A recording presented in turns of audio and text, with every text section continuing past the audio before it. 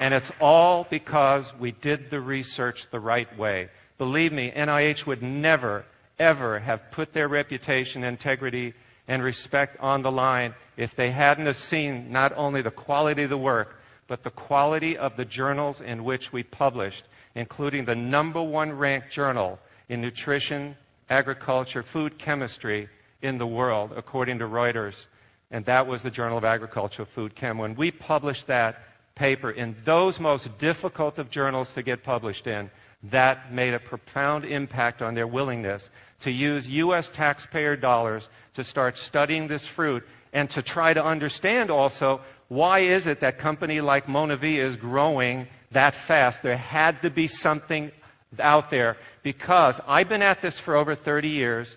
I've rarely ever wanted to be involved with any network marketing company because they come and go. They all come, they have these big meetings, they get you all excited, you fill your garage full of product, and then 18 months later they're gone. I've seen it hundreds of times, and it's never about the product. It's always about their compensation plans. All these promises they make. I've gone to some of those meetings. They make all these things where we've got this science and that, and I look at it, it's a book, it's unreferenced, it's about some guy who's got no pedigree, no knowledge of the field, and that's why they disappeared.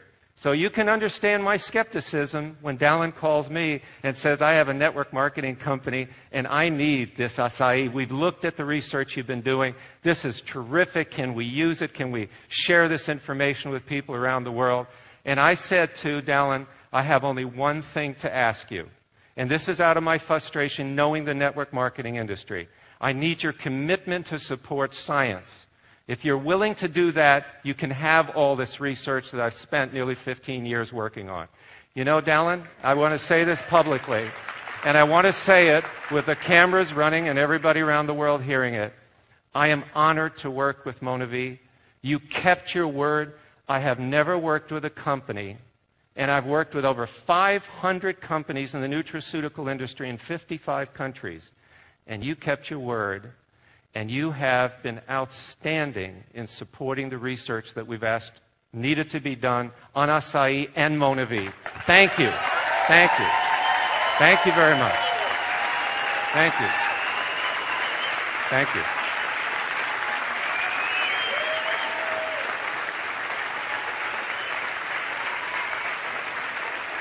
All right. I'm a scientist. I got 18 minutes and 14 seconds to show you what we learned. So here we go, the jet engine. Okay.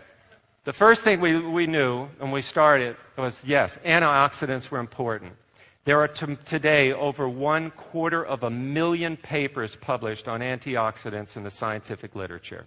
And among the top foods that we have are things like blueberries, blackberries. We've even been studying many of the berries in Canada, especially up in some of the Arctic regions, because they're placed under tremendous stress. And as a result, they have to develop chemical defenses to survive. And they can pass that on. And that's why if it's between you and a bear, and the bear wants those berries, you are not going to get those berries. Okay? There's a reason why. But the trouble is the season's short. The amount of the material is very limited. And there's tremendous variability in the antioxidant activities based on research we've been doing. But the U.S. Department of Agriculture did develop and publish a list starting in 2004 of all of the top foods in terms of antioxidant capacity against the peroxyl free radical. That is the most predominant free radical in the human body. And what we discovered when we got acai was it blew it off the charts. In fact, I'll never forget my day. You've heard it on my tape. You've seen it before. I love describing it because it was one of those moments that every scientist in their life dreams of. It's that call from the laboratory where, Alex, are you sitting down in your chair? I just sent you an email. Open up your attachment. Yep, I see it. I click it open. He says, look at what we found with this purple powder you sent us. We're all dying to know what is it that you sent us, because they were given us blindly. And they wondered, did you put an extract in there? Did you sprinkle lots of some kind of a chemical in there? I said, no, it's a fruit that I've been studying for some time. And they said only one thing, because it took 2.5 computer screens to the right for that line to go across. And of course, my immediate response was, well, that can't be right. It's a laboratory error. Alex, we knew you were going to say that. We've redone that 6 times. So at our expense. And I said, no kidding. Okay. and then after that, they said, Alex, we have only one request, okay? And I said, what's that? And they said, would you please be sure to put our name on the paper when you publish this? Now, when scientists, and this guy is world famous in antioxidant research, he was the head of the lab who called, I knew there was something very exciting here. If he's willing to put his name on the paper. In other words, he's willing to stake his reputation that this is true. But I'm a scientist, and science is about replication. It's about the ability to replicate the results, okay? Could someone else see the same thing in another laboratory who's also qualified to do the work? And so we sent it to the U.S. Department of Agriculture Research Services, because they're the world leaders in studying antioxidants in foods. And then I got a hold of Dr. Charlene Wu and Dr. Ron Pryor. Dr. Ron Pryor was the co-inventor of the Oxygen Radical Absorbance Capacity Assay, or ORAC assay. And I asked them, I'm going to send you some powder. They didn't know about the Boston results from Brunswick Lab. And they went ahead and they called me up and they said the same thing. Alex, can you be sure when you publish your results that our name's on your paper? Because they had never seen anything this strong. And of course, then they got excited and they started asking questions.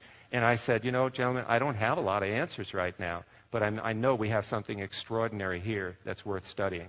And I could tell as I went from the University of California and different institutions that everybody started to say, Alex, you've got to keep studying this. There's something here that could be of profound value to human health. And that you're going to see probably published next year from these NIH papers. By the way, I am one of the co-authors of that paper that is going to be published. Okay.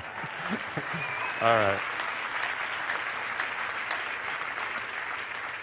Now, another thing, too, and probably why nobody else had discovered this. You see, it's much less expensive to spray dry it. Spray dry is just to shoot it in the air. It's done with heat, and then you expose it to oxygen. And you sort of like throw it in the air, and it's sort of the water content evaporates. That's a basic way of describing it. But when you spray dry it, or sun dry it, or use other methods, the antioxidant activity is very, very low. So there's nothing to catch your attention. It's when you lock it in, because in freeze drying we do it in a vacuum. And the reason why, again, knowledge is power, is because in fruits, particularly in the tropic, you have to degrade them very quickly. You have no idea how much is falling down on the ground in the equator, that area, every single moment, and day and night. And as a result, it would just pile up and go right out of the atmosphere. If there wasn't some mechanism for breaking things down quickly, we call those oxidases. They're enzymes that rely on oxygen to break down. And what we're doing is, in a vacuum, we're locking that in without oxygen, so the oxidases can't get stimulated, so we've preserved all that antioxidant activity. Do you follow? That's in your bottle. You see all that good stuff. Okay. So we can now compare all of these, foods. I mean, the good foods, these blackberries and blueberries and cranberries and all of those things, and we can compare them for moisture content so that we have a fair comparison. We can then look at the total antioxidant capacity and then the serving size, so we have fair comparisons. And what you will see, compared to any food, acai pulp is like way out there compared to anything, 5-6 times greater. Okay. Another thing that we have is that when we were looking at its antioxidant capacity, there are different free radicals in the human body. One of these is really bad. Okay, really, really bad. I mean, this is like a toxic free radical.